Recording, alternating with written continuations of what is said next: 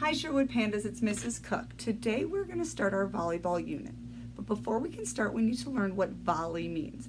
Volley means tossing or passing the ball from one place to the other without it touching the ground. That is a volley. Now today how we're going to practice is we're going to use a balloon. But before we can start, we have to have adult permission and we also have to have a safe space. If you don't have both, then please don't use any objects inside. And if you're going to go outside, make sure you also have adult permission to go outside. So for the first activity we're going to do, we're going to work on tapping the balloon. But we want to have control. We don't want to hit it as hard as we can and have to chase after it. It's about keeping it as close as possible. So we're going to glue our feet to the ground. We're going to bend our knees a little and we're just going to tap it to ourselves. You can use one hand. You can use both hands. Whatever you feel comfortable with. I'm going to move a little farther back so you can see. I am watching it with my eyes and I'm being soft and gentle and my feet are not moving. Now, what we're going to do is we're going to practice that for about 2 or 3 minutes, but if that's a little simple for you, then you can make it a little harder. You can hit it a little higher and wait for it to come down. You could see how many you can do in a minute. You could also try different body parts like your head, maybe your shoulder, your fingertips.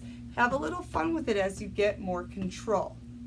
If you want to too, if you have more than one balloon, you can also try to keep 2 up at a time. But what we're really working on is being able to watch the ball that we're using or the balloon and being able to tap it back and forth, demonstrating control. Because if we can get this down, then we're ready to move on to our next one. So for the next 3 minutes, I really want you to practice volleying the balloon to yourself.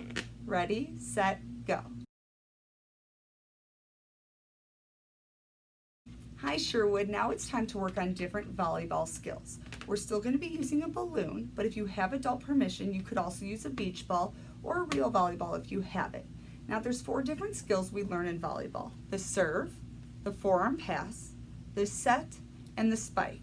We're going to talk about the forearm pass. Now sometimes it's been called the bump before, but today we're going to call it the forearm pass. When we're doing the forearm pass, we want to make sure we are hitting with the balloon on our forearms. We want to make contact there. So the first thing you do is you lay out one hand flat, like if you wanted someone to put money in it, you're going to lay it out flat. Take your other hand and you're going to lay the knuckles of that hand inside your palm. As you can see, and my fingers kind of lay right here in that little opening. Then I'm going to roll my thumbs next to each other so they're touching. This is the way you want to look for a forearm pass. Now usually when you're going to receive a forearm pass, it's from a serve or a spike. Those are when they come really hard and fast at you.